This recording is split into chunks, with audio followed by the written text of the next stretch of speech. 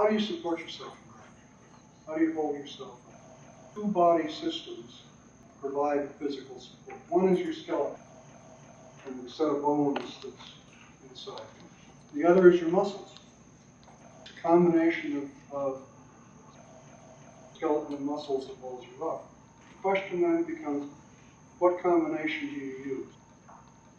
And it turns out it's easier and more efficient to use your skeleton more, because the support you get from the skeleton doesn't take any work. The support you get from your muscles takes work. Gently tilt your pelvis back a little bit forward. So just lean back a little. As you rock back, explore looking down a little bit, letting your chest sink slightly, and letting your back round. And then as you come forward, look up toward the front, maybe even look toward the ceiling a little bit, and let your back straighten, let your back arch a little. And just play with that movement. The underlying message in what I'm saying today is learn to listen to yourself. Learn to listen to yourself more than you listen to me.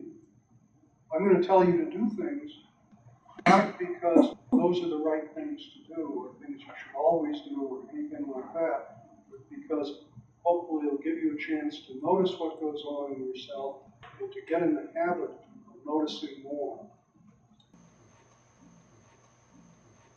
Come forward again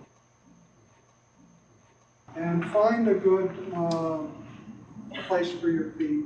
Tilt your pelvis forward, shift your weight forward, bring your weight into your feet. And just see what that feels like. And play with bringing your weight more and more just into your feet. Move your feet back just. And if you let your weight come into your feet, you'll find that there's a point. Yeah. Let your weight continue to come into your feet. There's a point where something happens. Let it happen.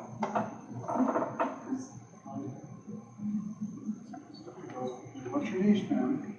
Go back down.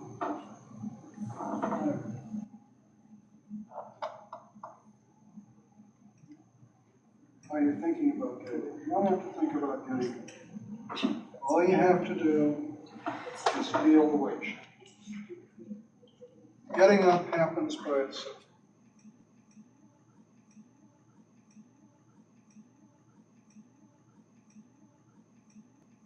When I'm sitting, the weight of my upper body goes down through my spine, into my pelvis, out through my sit bones and into the chair. When I'm standing, that same weight goes down through my spine, into my pelvis, out through my hip joints and down my legs and into the floor. So, in the process of going from sitting to standing, one of the things I have to do is to transfer my weight out of my sit bones and into my feet. Is that clear to everybody? It's a very simplistic observation. The next observation I'm going to make is even more simplistic. When I'm sitting, my butt is in contact with the chair, and when I'm standing, it's not. So that means that another thing that happens when I go from sitting to standing is that my butt breaks contact with the chair. So the interesting question then becomes, what's the order? What order do those things happen? And if you think about it, it seems reasonable that the easiest way to do it is to shift the weight out of your butt first, out of your sit bones first, and then break contact when you don't need that support anymore. The way most people get up is to break contact while they've still got weight in them. And that's the need to push yourself up, to tighten and push up. Or when you get too old, do it like that. Sense your feet on the ground. The same way you sense your sit bones on the chair. That's where you're drawing support. And just shift your weight around a little bit. Just feel the weight go from one foot. See what that means. You can go side to side, go forward and back. Then begin to shift a little bit from one side to the other. And notice as you're shifting from one side to the other, what happens to the pressure between the feet and the floor. As you go to the left, what happens to your right foot? Comes up a little. Comes up a little bit. Okay. Does everyone find their right foot comes up a little bit? No. Because there's different ways of doing it.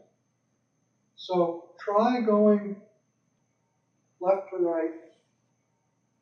Try going to your left, say, by pushing with your right foot. And then going back to your right by pushing with your left foot.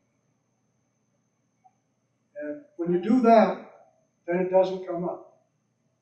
Right? Okay. So then there's another way of moving. Put your hands in your belt. And imagine you're holding a ball. You just move that ball from one side. And can you feel as if you shift by moving the ball, that as you go to the left, the right foot does soften on the floor and come free? As you go to the right, the left foot softens. It's kind of the same thing, the same kind of weight shifting to what happened between your sit bones and your feet when you were on the chair. Let the foot come up with the knee bend. And then as it comes up, when you put it down, you don't have to put it down in the same place it came up from.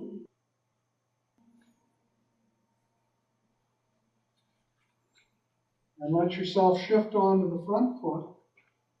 And notice that as you come away from the back foot, it'll soften, it'll break contact with the floor, and the knee will bend.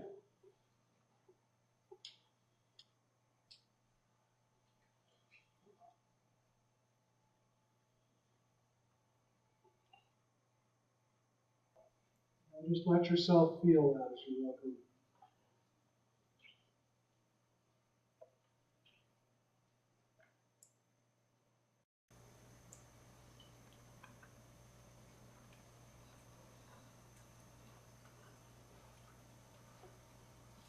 And then, remember that you're late for a meeting and everybody's waiting for you and you've got to get there in a hurry. And how would you go to the meeting? Notice what changes when you move into the hurry. Yeah. You squeeze your butt. You squeeze your butt. What else do you do? You throw your head forward. Lock my ribs. Lock your ribs. Go back again to feeling the weight shift.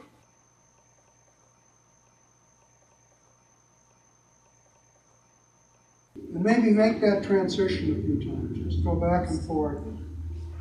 And let yourself feel the transition in both directions. Is the parallel clear between this and the going from sitting to standing? That what in either case, what's happening is we're tending to where support is and to that shift of support from one place to the next. And it's that attention to support that's important, not the specific mechanics of the way that they come. So if you have a limitation that doesn't let you fully shift like this, then you can still find ways of paying attention and shifting and using that principle to help yourself discover ways of moving more